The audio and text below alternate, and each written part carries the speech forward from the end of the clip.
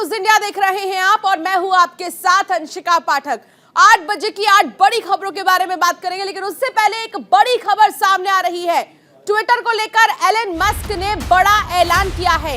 Musk जल्द ही Twitter के CEO पद से इस्तीफा दे देंगे।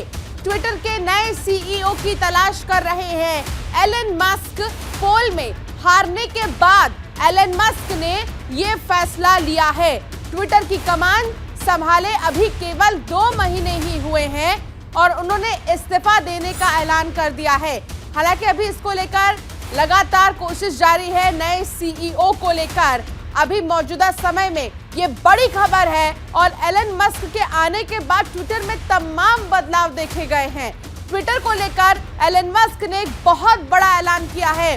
हालांकि इस ऐलान के पीछे की मंशा और क्या सोच रहे हैं एलन मस्क, क्या एलन मस्क किसी और नए एप्लीकेशन से जुड़ेंगे, इस पर भी अभी सस्पेंस बरकरार है। लेकिन ट्विटर को लेकर एलन मस्क ने बड़ा ऐलान किया है और उन्होंने कहा है कि वो बहुत जल्द इस्तीफा दे देंगे।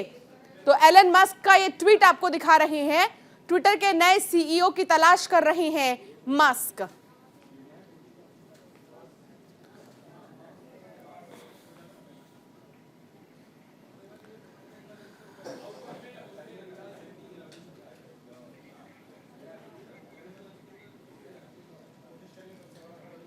चलिए अब एक नजर डालेंगे 8 बजे की 8 बड़ी खबरों पर।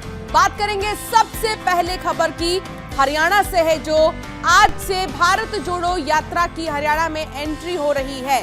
दूसरी खबर कांग्रेस से जुड़ी है, जहां कांग्रेस की संसदीय दल की बैठक होनी है, जिसमें कई अहम फैसले लिए जाएंगे और इस पर चर्चा होगी।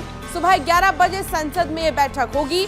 तीसरी खबर कोरोना से जुड़ी हुई है, जहां चीन, अमेरिका, ब्राजील समेत 5 देशों में कोरोना के मामलों में इजाफा हुआ है, जिसे देखते हुए आज केंद्रीय स्वास्थ्य मंत्री मनसुख मंडाविया समीक्षा करेंगे। चौथी खबर हिमाचल से है, जहां आज बीजेपी विधायक दल के नेता चुनेगी, जो नेता प्रतिपक्ष का जिम्मा संभालेंगे। पांचवी खबर यूपी में विश्व हिंदू परिषद के धर्मांतरण पर जन जागरण से जुड़ी है, जहां वीएचपी ने धर्मांतरण को लेकर जागरूकता फैलाने का जिम्मा उठाया है। छठी खबर दिल्ली दंगों से जुड़ी हुई है, जहां दंगों के आरोपी पूर्व पार्षद ताहिर हुसैन की जमानत याचिका पर दिल्ली हाईकोर्ट में सुनवाई होगी। सातवीं खबर ठंड और कोहरे के बढ़ते प्रकोप की है। कोहरे की वजह से लोगों को दिक्कतें होनी शुरू हो गई हैं। आखिरी और 8वीं खबर क्रिकेट से जुड़ी है, जहां आज बीसीसीआई एपेक्स काउंसिल की बैठक मुंबई में होगी। तो ये 8 बजे की 8 बड़ी खबरें आपको दिखा रहे हैं।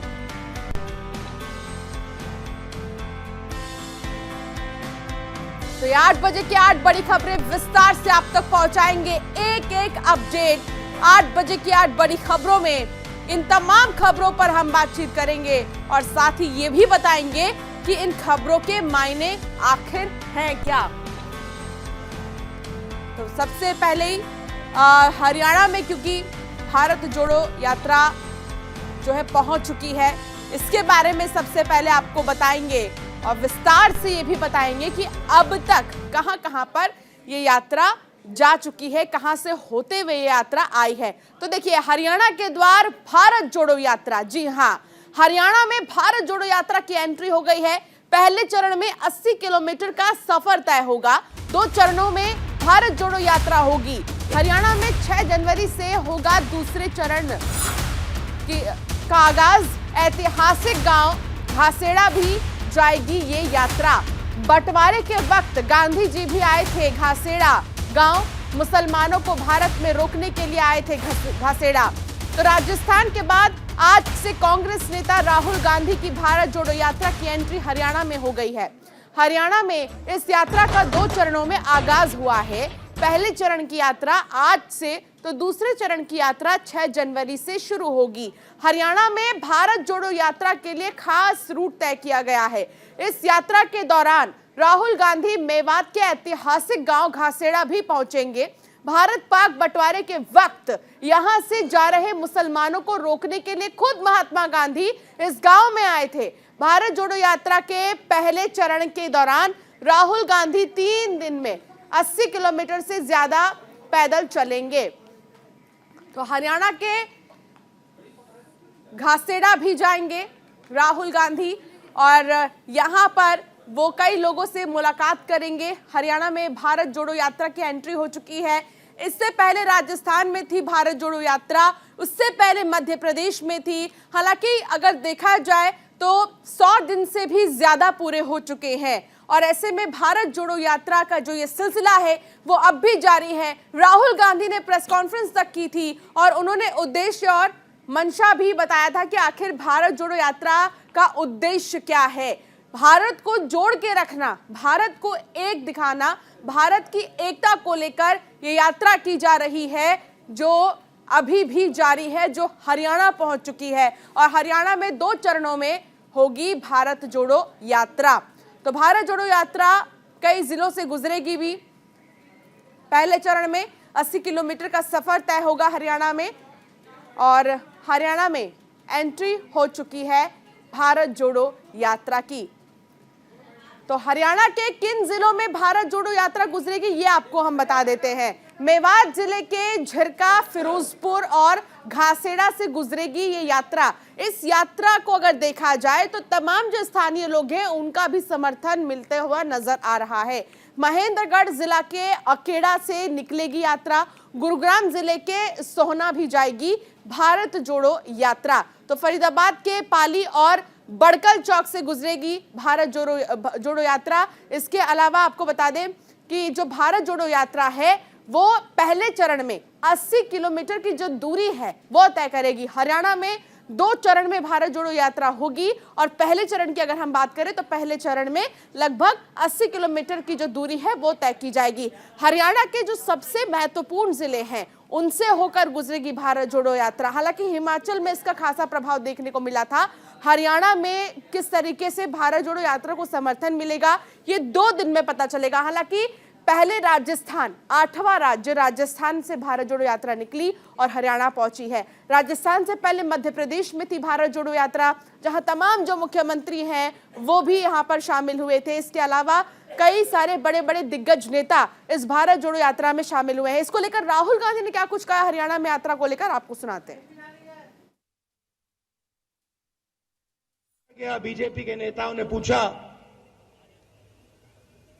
कि यात्रा की क्या जरूरत है, क्या जरूरत है कन्याकुमारी से कश्मीर चलने की। तो मैंने उनका जवाब दिया, आपके नफरत के बाजार में, आपके नफरत के बाजार में मोहब्बत की दुकान खोल रहे हैं और ये काम कांग्रेस पार्टी ने विचारधारा है जो है। जब भी ये लोग इस देश में, इस धरती में नफरत फैलाने निकलते हैं, एकदम हमारे विचारधारा के लोग बाहर निकलकर मोहब्बत और प्यार फैलाना शुरू कर देते हैं। एक और बड़ी खबर की ओर रुख करेंगे। कांग्रेस संसदीय दल की बैठक आज होगी। सुबह 9:30 बजे संसद में बैठक होगी। कई अहम मुद्दों को लेकर बैठक में चर्चा होगी। सदन में खास मुद्दों को उठाने पर चर्चा हो सकती है। केंद्र सरकार को घेरने की प्लानिंग हो सकती है। 9 राज्यों में होने वाले चुनाव पर हो सकती है चर्चा आज कांग्रेस संसदीय दल की बैठक में। सुबह करीब 9:30 बजे संसद में कांग्रेस संसदीय दल की बैठक होगी। संसद में होने वाली इस बैठक में कई अहम मुद्दों को लेकर चर्चा हो सकती है। कांग्रेस अध्यक्ष मल्लिकार्जुन खड़गे समेत कांग्रेस के वरिष्ठ नेता इस बैठक में शामिल होंगे। संसद में केंद्र सरकार को घेरने के लिए रणनीति बनाने समेत कई अहम मुद्दों पर बैठक में चर्चा होने की उम्मीद की जा रही है। बताया जा रहा है कि शीतकालीन सत्र के तय समय से पहले खत्म होने की खबर को लेकर कांग्रेस संसद में अपने जरूरी मुद्दों को जोरदार तरीके से उठाने की प्लानिंग कर रही है। अगले साल 9 राज्यों में होने वाले चुनावों को लेकर भी इस बैठक में चर्चा होने की उम्मीद जताई जा रही है। रुक करेंगे एक और बड़ी खबर की ओर। कोरोना पर समीक्षा बैठक आज होगी। केंद्रीय स्वास्थ्य मंत्री समीक्षा बैठक करेंगे। सुबह 11 बजे या 11 बजे के करीब बताया जा रहा है कि समीक्षा बैठक होगी। यूएस, चीन, जापान, ब्राजील में लगातार कोरोना के मामलों में इजाफा हुआ है। केंद्र ने राज्यों को चिट्ठी लिखकर सतर्क कर दिया है। जीनोम सीक्वेंसिंग पर जोर देने का आग्रह भी किया गया है। चीन में कोरोना ने एक बार फिर से कोहराम मचाया हुआ है। जापान, दक्षिण कोरिया, ब्राजील और अमेरिका में कोरोना के मामलों में इजाफा हुआ है। इसको लेकर केंद्रीय स्वास्थ्य मंत्री मनसुख मंडाविया महामारी की स्थिति की समीक्षा करेंगे। आज सुबह 11 बजे केंद्रीय स्वास्थ्य मंत्री कोरोना के हालातों को लेकर समीक्षा करेंगे। इससे पहले केंद्रीय स्वास्थ्य सचिव ने राज्यों और केंद्र शासित प्रदेशों को एक चिट्ठी लिखी है। इसमें कहा गया है कि जापान, संयुक्त राज्य अमेरिका, कोरिया, ब्राजील और चीन में मामलों में अचानक तेजी को देखते हुए देश में पाए जाने वाले पॉजिटिव केसों के सैंपल्स की जीनोम सीक्वेंसिंग कराना जरूरी है, ताकि कोरोना के खतरनाक नए वेरिएंट को ट्रैक किया जा सके। तो कोरोना एक बार फिर से अपने पैर पसार रहा है, जिसको लेकर स्वास्थ्य मंत्रालय की तरफ से एक बैठक की जाएगी। स्वास्थ्य मंत्री इस बैठक में शामिल होंगे और जीनोम सीक्वेंसिंग पर जोर देने का आग्रह जो किया जा रहा है उस पर बातचीत होगी। सुबह 11 बजे ये समीक्षा बैठक होगी। धर्मशाला में बीजेपी विधायक दल की बैठक होगी। बैठक में चुना जाएगा विधायक दल का नेता। विधानसभा में संभालेगा नेता प्रतिपक्ष का दायित्व। केंद्रीय पर्यवेक्षकों की मौजूदगी में ये बैठक होगी। विधायक दल के नेता की रेस में पूर्व अध्यक्ष सतपाल सिंह सत्ती, पूर्व उद्योग मंत्री विक्रम सिंह ठाकुर भी शामिल है। शीतकालीन सत्र शुरू होने से पहले चुना जाएगा नेता। 22 दिसंबर से 24 दिसंबर तक शीतकालीन सत्र होगा। आज हिमाचल प्रदेश के धर्मशाला में बीजेपी विधायक दल की बैठक होगी, जहां बीजेपी विधायक दल के नेता का चुनाव करेगी, जो विधानसभा में नेता प्रतिपक्ष का दायित्व संभालेगा। विधानसभा चुनाव में बीजेपी को कुल 68 में से 25 सीट पर ही जीत मिली थी, इसीलिए बीजेपी नेता प्रतिपक्ष का पद हासिल करने के लिए विधानसभा में पात्र है। हिमाचल प्रदेश विधानसभा का शीतकालीन सत्र 22 दिसंबर से 24 दिसंबर तक होना है। तो हिमाचल को लेकर महत्वपूर्ण फैसले आज किए जाएंगे। धर्मशाला में बीजेपी की बैठक होगी और इसमें विधायक दल का नेता चुना जाएगा। तो धर्मांतरण पर जन जागरण, जी हां, वीएचपी चलाएगा धर्मांतरण पर जन जागरण अभियान। वीएचपी अगले 10 दिनों तक चलाएगा ये अभियान। मुस्लिम बाहुल इलाकों में ये अभियान चलाया जाएगा। लोगों को धर्मांतरण को लेकर जानकारी देगा। गांवों में जाकर मंदिरों में करेंगे पूजा पाठ। धर्मांतरण के मुद्दे पर गोष्ठियां भी होंगी। विश्व हिंदू परिषद आज से यूपी में धर्मांतरण को लेकर जन जागरण अभियान चलाएगा। 10 दिन तक चलने वाले इस कार्यक्रम में वीएचपी ने उन क्षेत्रों का चयन किया है जहां हिंदुओं की जनसंख्या मुस्लिमों की जनसंख्या के मुकाबले कम है। इन इलाकों में वीएचपी के कार्यकर्ता जाकर लोगों को बताएंगे कि किस तरह हिंदू आबादी का धर्मांतरण किया जा रहा है, जिस वजह से हिंदू आबादी के धर्मांतरण में कई जगह जनसंख्या का असंतुलन हो रहा है। बताया जा रहा है कि इस अभियान के तहत जन जागरण के लिए कार्यकर्ताओं की टीम लोगों तक पहुंचेगी, जिसके लिए उत्तर प्रदेश में हर जिले में स्थानीय कार्यकर्ताओं को कार्यक्रम की जानकारी और जिम्मेदारी दी जाएगी।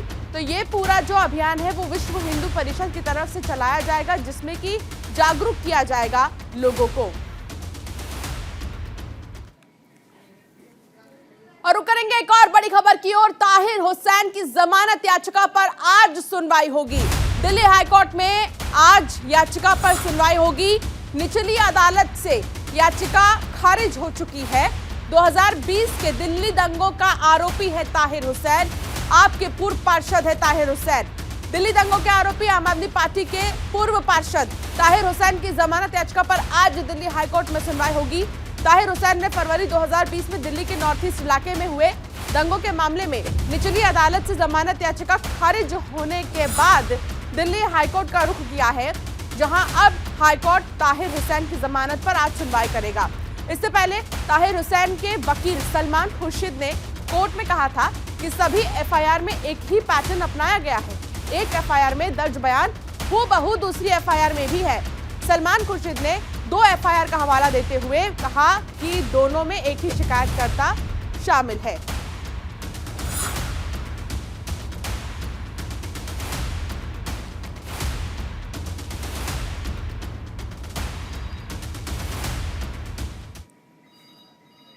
घना कोहरा थमा ट्रैफिक। जी हां, कोहरे की चपेट में उत्तर भारत के कई राज्य आ चुके हैं।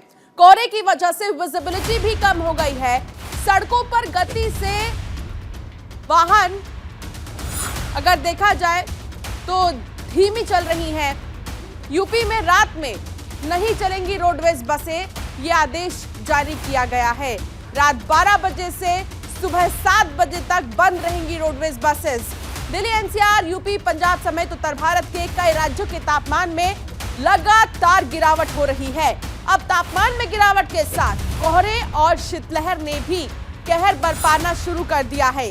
मौसम विभाग के मुताबिक दिल्ली, एनसीआर, पंजाब, उत्तर राजस्थान और हिमाचल प्रदेश के कुछ हिस्सों में शीतलहर चल सकती है। दिल्ली, एनसीआर से लेकर यूपी, पंजाब तक घना कोहरा छाने लगा है। घने कोहरे की वजह से विजिबिलिटी कम हो गई है, जिस वजह से सड़कों पर ट्रैफिक की जो गति है वो धीमी हो गई।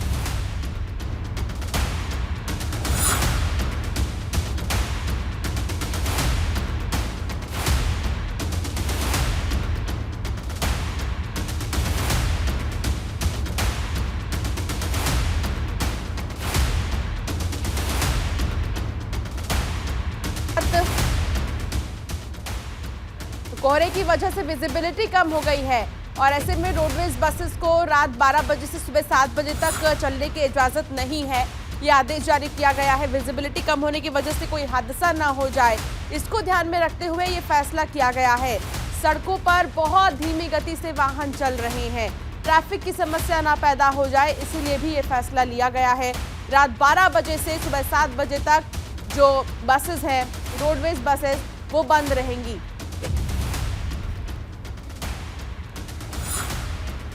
कोहरे की वजह से विजिबिलिटी कम हो गई है और विजिबिलिटी कम होने की वजह से ही परेशानी लोगों को हो रही है।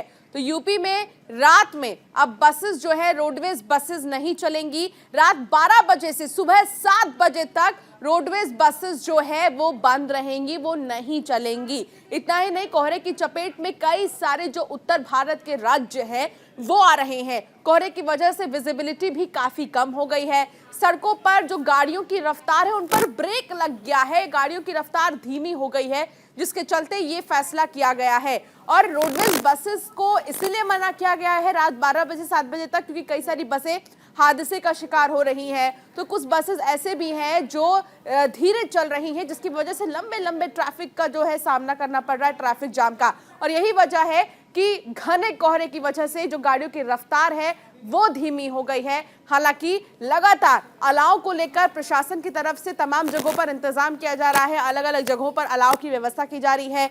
रैन बसेरों को लेकर यूपी में मुख्यमंत्री योगी आदित्यनाथ ने कह दिया है कि रैन बसेरों की जो व्यवस्था है उनको चाक चौबंद किया जाए। तो ये तस्वीर आपको हम दिखा रहे हैं, ट्रेनों की तस्वीर, जिसके चलते जो लोग हैं वो परेशानी का सामना कर रहे हैं। और फॉग की वजह से, बहुत ज्यादा कोहरे की वजह से विजिबिलिटी नहीं है, इसलिए ट्रेनों को सिग्नल नहीं मिल पा रहे। तो सिग्नल नहीं मिलने की वजह से और विजिबिलिटी क्योंकि नहीं है, इसलिए ट्रेनों पर भी ब्रेक लग गई।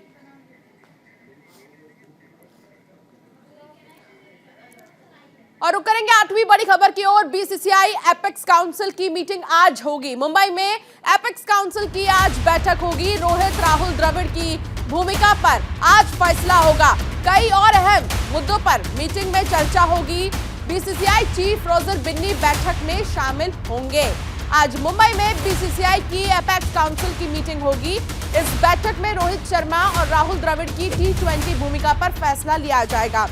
बैठक में कई और अहम मुद्दे को लेकर चर्चा होगी। हालांकि इस बैठक में बांग्लादेश दौरा और T20 विश्व कप का जिक्र नहीं है। मीटिंग में बीसीसीआई चीफ रोजर बिन्नी के शामिल होने की उम्मीद है। ये भी बताया जा रहा है कि बोर्ड टीम इंडिया के सपोर्ट स्टाफ से खुश नहीं है, स्पोर्ट्स स्टाफ से खुश नहीं है। बैठक में इस पर भी विचार किया जा सकता है। भारतीय क्रिकेट टीम के नियमित कप्तान रोहित शर्मा अगले साल अप्रैल में 36 साल के हो जाएंगे। उनके पास कप्तान बने रहने के लिए उम्र नहीं है। ऐसे में बीसीसीआई हार्दिक पांड्या को भविष्य के टी20 कप्तान के रूप में देख रहा है। इसके अलावा बैठक में अलग अलग कोचिंग करने पर भी चर्चा हो सकती है। तो आज रोहित और राहुल द्रविड़ की जो भूमिका है उस पर फैसला किया जा सकता है। सबसे महत्वपूर्ण बात यह कि हार्दिक पांड्या क्या टी20 के अगले कैप्टन हो सकते हैं, क्योंकि बोर्ड पांड्या को कप्तान के रूप में देखता है और ऐसे में ये देखना होगा कि क्या वाकई में हार्दिक पांड्या को इसका मौका दिया जाएगा। इतना ही नहीं, बोर्ड टीम के सपोर्टिंग स्टाफ को अगर देखा जाए तो वो बहुत खुश नजर नहीं आ रहे हैं, इसीलिए ये फैसला लिया जाएगा। और आज की इस मीटिंग में, एपेक्स काउंसिल की इस मीटिंग में ये निर्णय होगा कि अगला कैप्टन कौन होगा। 8 बजे की 8 बड़ी खबरों में इतना ही। बने रहिए न्यूज़ इंडिया के साथ।